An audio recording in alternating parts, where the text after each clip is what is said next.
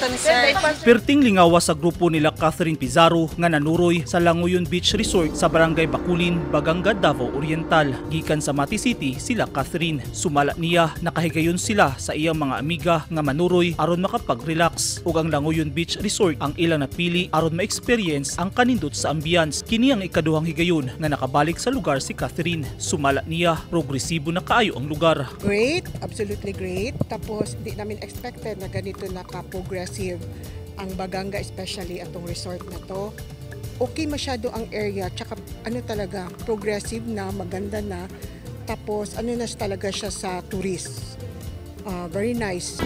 Sama ni Catherine, napili sab nga suruyan nila Maribeth Linsag ang Langoyon Beach Resort. Kuyog ni Maribeth ang iyang bana ug pamilya. Matud niya, gusto nilang ma-experience sa iyang pamilya ang kahamugaway sa lugar. Kini ang unang higayon nga nanuroy sila Maribeth sa Langoyon. It's good. A nice place, clean, and worth for money. A worst place to visit. Very clean place.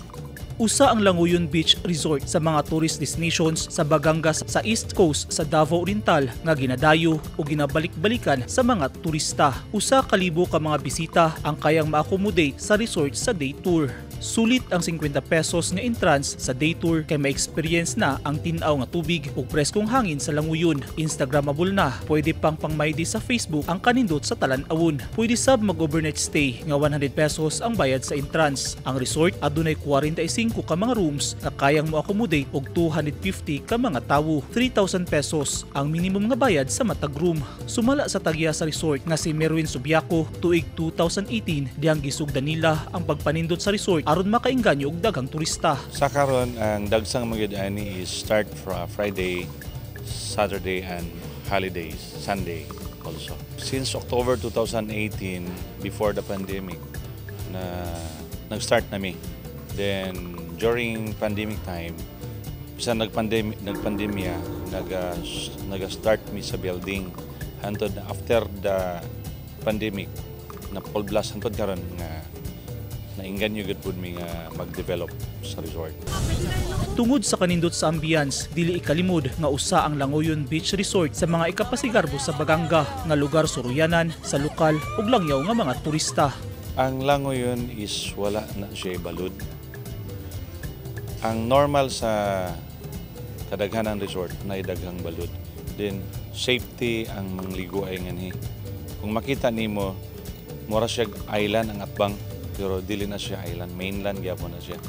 Tungod kaning Langoyon naa sa river mouth going to Carolina Lake. So ang Langoyon naa siya fresh water, masagol sa dagat.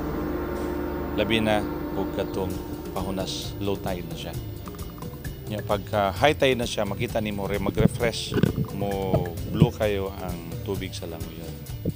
Mao na ang kalahian sa ubang resort.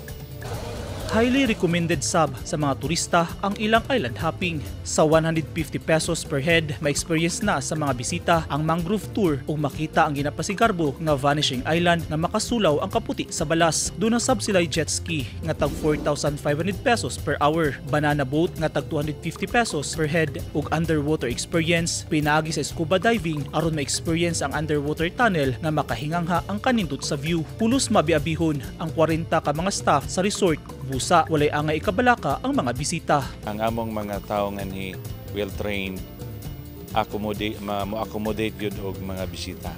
Welcome mong tanan din eh.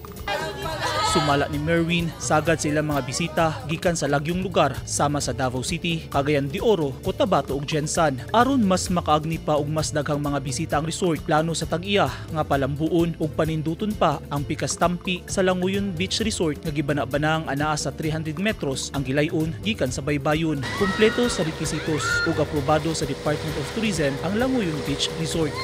Eugene Hinutan, Newsline, Philippines, Province of Davao Oriental.